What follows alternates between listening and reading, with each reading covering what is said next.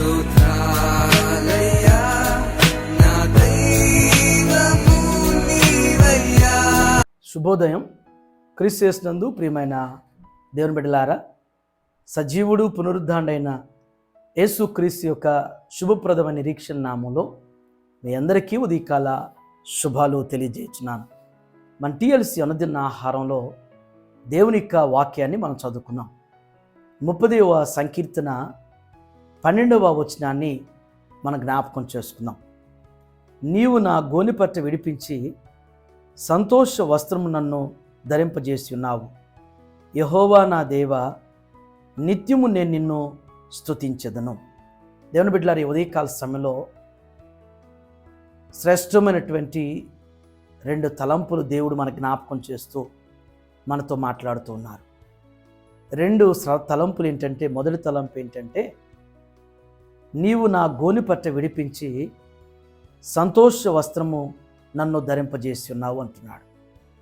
గోనెపట్ట దేనికి సదృశ్యం అంటే, దుఃఖానికి, విచారానికి, నిందకి, అవమానానికి, నిట్టూర్పుకి, కష్టానికి నిదర్శనం గోనెపట్ట.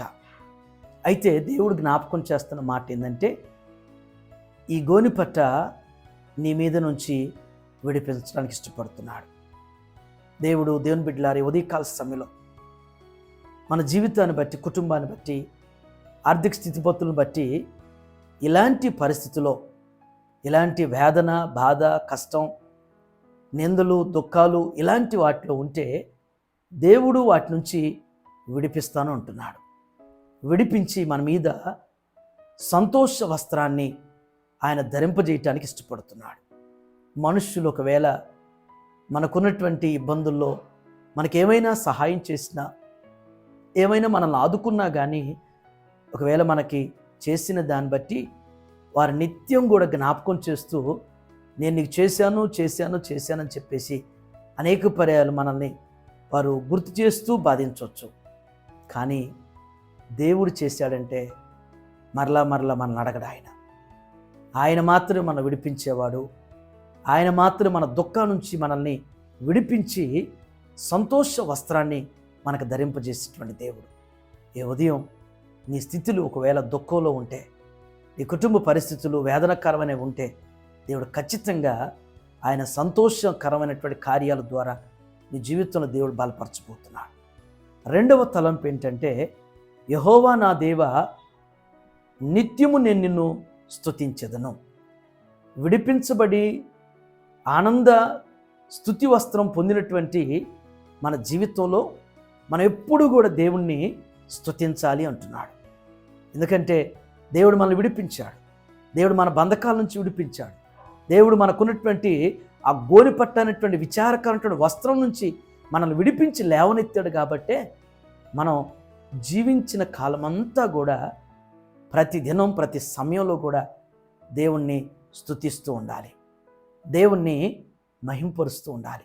బైబిల్ గ్రంథంలో మరి భక్తుడైనటువంటి యోబు ఆయనకున్నటువంటి గోనెపట్ట నుంచి విడిపించబడిన తర్వాత, ఆయన మీద ఎప్పుడైతే సంతోష వస్త్రం తన మీద కప్పబడిన తర్వాత, మరి చివరి అధ్యాయంలో ఎంతగా దేవుని స్తుతిస్తూ 42వ అధ్యాయంలో ఎంతగా స్తుతి కూడిక తన గృహంలో ఏర్పాటు చేసుకుని తన స్నేహితుల్ని, బంధువుల్ని, రక్త సంబికులందరిని కూడా మరి తన కుటుంబంతో కలిసి దేవుని స్తుతించినట్లుగా, దేవుడు చేసిన మేళ్లు పొందినటువంటి, దేవుని కార్యాలు అనుభవిస్తున్న మనం కూడా మరి దేవుని నిరంతరం కూడా స్తుతించేవారుగా, కొనియాడేటువంటి వారుగా అట్టి జీవితం కలిగి ముందుకు సాగుదాం.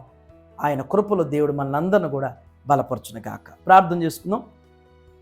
మా మంచి కాపురమైన మా యేసు ప్రభువా, మీ పరిశుద్ధమైన బంగారు పాదాలకు వందనాలు. ఈ ఉదయం నాయన శ్రేష్టమైనటువంటి తలంపుల ద్వారా మాతో మీరు మాట్లాడేది వందనాలు. దేవా, ఎందరైతే నా తండ్రి గోనెపట్టను ధరించేటువంటి స్థితిలో ఉంటే నా ప్రభువా, వేదన, బాధ, కష్టం, అయ్యా నిందలు, సమస్యలు, ఇబ్బందుల్లో ఉంటే నా తండ్రి, వారి మీద ఉన్నటువంటి గోనెపట్టును విడిపించండి. వారిపైన ఆయన సంతోష వస్త్రాన్ని వారికి మీరు ధరింపజేసి నా తండ్రి, వారు నా తండ్రి పొందినటువంటి మేళ్లు బట్టి, పొందినటువంటి కార్యాలు బట్టి ఆయన ప్రతి నిత్యం కూడా ఆయన మిమ్మల్ని స్తుతించేటువంటి పాత్రలుగా, సాధనాలుగా, సాక్షులుగా స్థిరపరచమని ప్రార్థన చేస్తున్నాను. ఈ ఉదయం నాయన టీఎల్సీ అనుదిన ఆహారం చూస్తున్న ప్రతి కుటుంబాన్ని, ప్రతి బిడ్డను కూడా మీ చేతులకు అప్పగిస్తున్నాను అయ్యా. దైనందిన జీవితంలో వారు ఎదుర్కొన్నటువంటి పరిస్థితులు నాయన, వారి కుటుంబంపై వారిపై ఉన్నటువంటి ఆ గోనిపట్టును యేసునామములో విడిపించిన తండ్రి, సంతోష వస్త్రాన్ని వారికి ధరింపజేసిన ఆయన, వారు జీవిత కాలం అంతా నాయన మిమ్మల్ని స్తుతించగలిగినటువంటి వారుగా నడిపిస్తూ బలపరచండి.